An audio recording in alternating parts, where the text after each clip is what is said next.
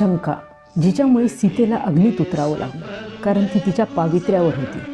द्रौपदीचं वस्त्र ओढलं गेलं, सभेत तिचा अपमान झाला, तरीही प्रश्न उठले ते तिच्या पावित्र्यावरच. काळ बदलला आणि शंकेचे स्वरूप बदलले. आज कुणी कुणाला प्रश्न विचारत नाही, ऐकूनही घेतलं जात नाही. दुर्लक्ष आणि मौनातून संशय व्यक्त होतो. आज फक्त स्त्रीच नाही, पुरुषही नातं टिकवण्यासाठी आपापल्या पद्धतीने झुंज देत आहेत. म्हणजे प्रश्न लिंगाचा नाही, मानसिकतेचा आहे.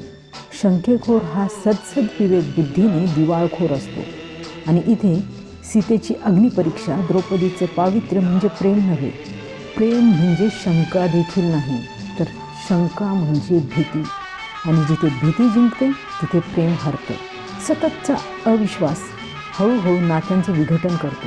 शंका आवश्यक आहे, पण ती कुठे घ्यावी, कधी घ्यावी आणि किती घ्यावी याचं भान असणं देखील फार गरजेचं आहे.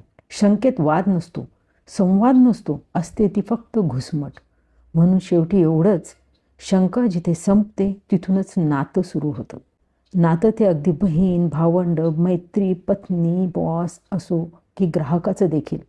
कारण शंकेला नातं नसतं, असतो तो मनाचा कुमकुवतपणा.